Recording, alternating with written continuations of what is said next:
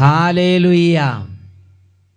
യോഹന്നാന്റെ സുവിശേഷം 5-ാം അധ്യായം 28-ാം തിരുലിഖിതം. ഇതിൽ നിങ്ങൾ വിസ്മയിക്കേണ്ട, എന്തെന്നാൽ കല്ലറകളിലുള്ളവരെല്ലാം അവൻ്റെ സ്വരം ശ്രവിക്കുന്ന സമയം ഇതാ വരുന്നു. ഹല്ലേലൂയ. ഇന്ന് നാം ചിന്തിക്കുന്നത് വിശുദ്ധി അല്ലെങ്കിൽ ഭിന്നത എന്ന വിഷയത്തെക്കുറിച്ചാണ്. വിശുദ്ധ ലൂക്കായുടെ സുവിശേഷം 11-ാം അധ്യായം 23-ാം തിരുലിഖിതം. എന്നോട് കൂടെ ശേഖരിക്കാത്തവൻ ചിതറിച്ചു കളയുന്നു.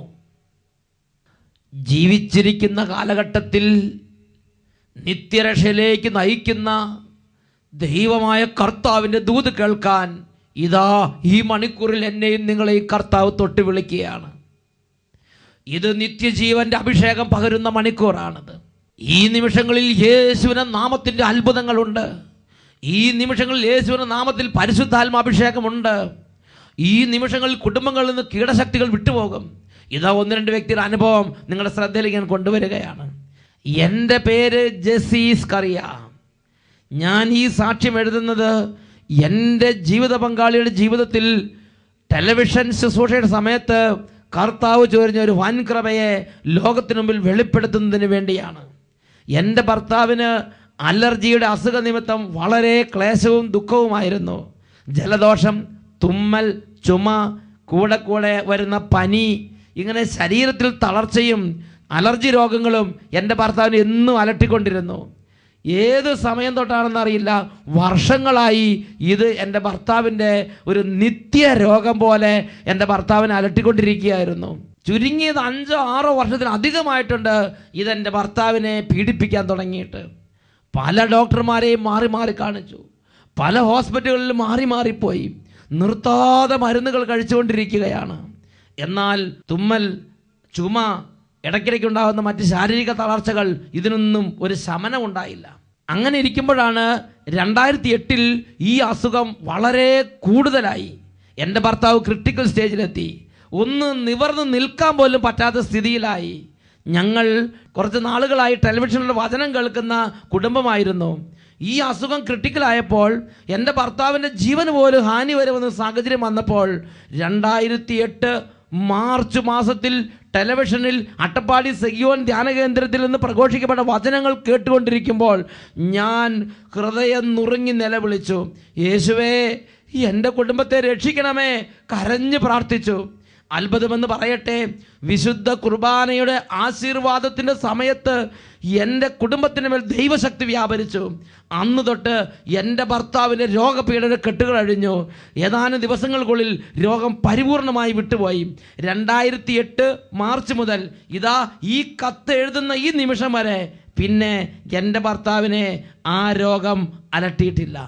എൻ്റെ യേശുവിന് ഞാൻ കോടാനുകോടി നന്ദി അർപ്പിക്കുന്നു. Hallelujah, hallelujah. നോക്കുക സഹോദരങ്ങളെ, ടെലിവിഷൻ്റെ മുമ്പിലിരുന്ന് വചനം കേട്ട് വിശ്വാസത്തോടെ ഹൃദയം തുറന്ന് പിതാവായ ദൈവം നൽകി യേശുവിൻ്റെ നാമത്തെ ഉറക്കെ വിളിച്ചപ്പോൾ ആ കുടുംബത്തിലേക്ക് ഇടിമിന്നൽ പോലെ ദൈവശക്തി വ്യാപരിക്കുകയായിരുന്നു. ഈ നിമിഷങ്ങളിൽ നമുക്കെല്ലാവർക്കും എഴുന്നേറ്റ് നിന്ന് പ്രാർത്ഥിക്കാം. ഓ ദൈവമേ, ഈ മണിക്കൂറുകൾ അത്ഭുതങ്ങളുടെ മണിക്കൂറുകളാക്കി അവിടുന്ന് രൂപാന്തരപ്പെടുത്തണമേ. അതിശയങ്ങൾ കുടുംബങ്ങളിലേക്ക് വർഷിക്കണമേ കർത്താവേ. ഈ കുഞ്ഞുങ്ങളെ, ബാലികാബാലന്മാരെ, വിദ്യാർത്ഥിനികളെ, യുവാക്കന്മാരെ, ഓരോ കുടുംബങ്ങളെ അനുഗ്രഹിക്കണമേ കർത്താവേ. കുടുംബത്തിൽ രോഗികളായി കിടക്കുന്നവരുണ്ട്. ഓ ദൈവമേ, തളർച്ച അനുഭവിക്കുന്നവരുണ്ട്, വലിയ പീഡകളാൽ തകരുന്നവരുണ്ട്, മനം നൊന്തിരിക്കുന്നവരുണ്ട്, എല്ലാവരാലും ഒറ്റപ്പെടുത്തപ്പെട്ടവരുണ്ട്, ക്ഷമിക്കാൻ പറ്റാത്ത വേദനയോടിരിക്കുന്നവരുണ്ട്, സാമ്പത്തികമായി തകർന്നവരുണ്ട്. ഓ ദൈവമേ, ഞങ്ങൾക്ക് വേണ്ടി ചിന്തപ്പെട്ട യേശു ക്രിസ്തുവിന്റെ അത്ഭുത രക്തത്തിന്റെ അത്ഭുത കോട്ട ഞങ്ങൾക്ക് ചുറ്റും ഉയർത്തി അഭിഷേകം ചൊരിയണമേ. രക്തക്കോട്ട, രക്തക്കോട്ട, രക്തക്കോട്ട എനിക്ക് ചുറ്റും പടുത്തുയർത്തണമേ. ശക്തന്മാരാ ദൂതന്മാരെ എനിക്ക് ചുറ്റും കാവലിനായി നൽകിയിടണമേ. രക്തക്കോട്ട, രക്തക്കോട്ട, രക്തക്കോട്ട എനിക്ക് ചുറ്റും പടുത്തുയർത്തണമേ. ശക്തന്മാരാ ദൂതന്മാരെ എനിക്ക് ചുറ്റും കാവലിനായി നൽകിയിടണമേ. രക്തം രക്തം യേശുവിൻ രക്തം മോചനമേകും. യേശുവിൻ രക്തം ഉണർവോടെ. രക്തം യേശുവിൻ രക്തം മോചനമേകും. യേശുവിൻ രക്തം. ഓ ദൈവമേ, യേശുവിന്റെ രക്തത്തിന്റെ അത്ഭുത ശക്തി വ്യാപരിക്കട്ടെ. കുടുംബങ്ങളിൽ രോഗക്കെട്ടുകൾ അഴിയട്ടെ കർത്താവേ, ശാപക്കെട്ടുകൾ അഴിയട്ടെ കർത്താവേ, പാപബന്ധനങ്ങൾ അഴിയട്ടെ കർത്താവേ, അത്ഭുത വിടുതൽ സംഭവിക്കട്ടെ. രോഗം മാറട്ടെ, തീരാവ്യാധികൾ നീങ്ങട്ടെ. രോഗം മാറട്ടെ, തീരാവ്യാധികൾ നീങ്ങട്ടെ. സൗഖ്യത്തിൻ ശക്തി എന്റെ ദേഹി നിറയട്ടെ. സൗഖ്യത്തിൻ ശക്തി എന്റെ ദേഹി നിറയട്ടെ. രോഗം മാറട്ടെ, തീരാവ്യാധികൾ നീങ്ങട്ടെ. രോഗം മാറട്ടെ, തീരാവ്യാധികൾ നീങ്ങട്ടെ.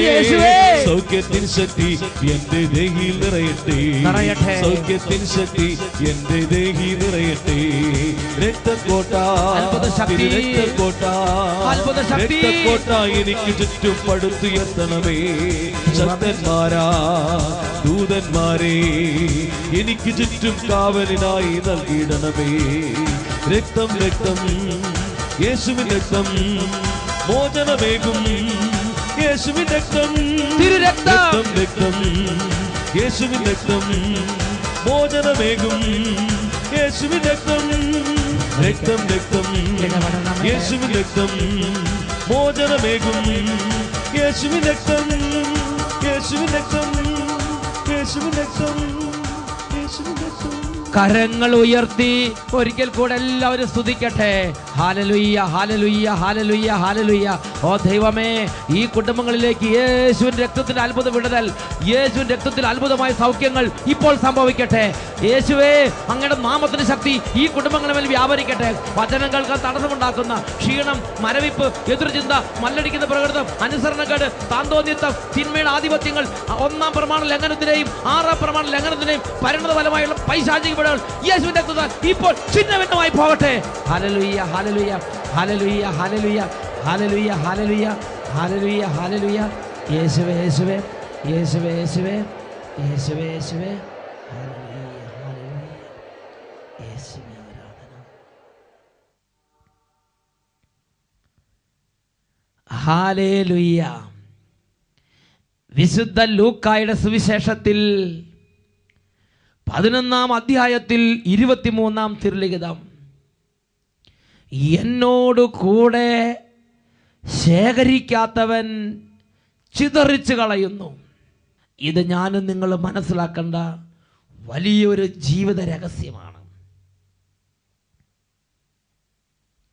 പ്രിയപ്പെട്ട സഹോദരങ്ങളെ, നിരവധി വ്യക്തികൾ അവരുടെ ജീവിതത്തിൻ്റെ അനുഭവത്തിൽ നിന്ന് പറയുകയാണ്, എന്താണെന്നറിയാൻ പാടില്ല, ഇപ്പോൾ ഇവിടെ വലിയ പ്രശ്നമാണ്, കുടുംബത്തിൽ വലിയ പ്രശ്നമാണ്. മക്കള്, ഞാൻ പറയുന്നത് മക്കൾക്ക് മനസ്സിലാകുന്നില്ല. മക്കൾ എല്ലാം ഛിന്ന ഭിന്നമായി പോവുകയാണ്. സ്ഥാപനത്തിൽ സ്റ്റാഫ് ഒന്നിച്ചു നിൽക്കുന്നില്ല. സ്കൂളിലാകട്ടെ, ഫാക്ടറിയിലാകട്ടെ, തൊഴിൽ സ്ഥാപനത്തിലാകട്ടെ, ഓരോ മേഖലകളിലാകട്ടെ, ദൈവം എന്നെയും നിങ്ങളെയും ഏൽപ്പിച്ച സ്ഥലങ്ങളിൽ ഇതാ അവർ ഒന്നിച്ചു നിൽക്കുന്നില്ല. അവിടെ വലിയ തരത്തിലുള്ള തകർച്ച ഉണ്ടാവുകയാണ്. അവർ ചിന്തിക്കുകയാണ്, ആരെങ്കിലും നമ്മുടെ ഈ സ്ഥാപനത്തിനെതിരെ കൂടോത്രം ചെയ്തിരിക്കുകയായിരിക്കുമോ? ആരെങ്കിലും നമ്മുടെ കുടുംബത്തിനെതിരെ ക്ഷുദ്രം ചെയ്തിട്ടുണ്ടോ? അച്ഛനൊന്ന് പ്രാർത്ഥിച്ചു നോക്കിക്കേ.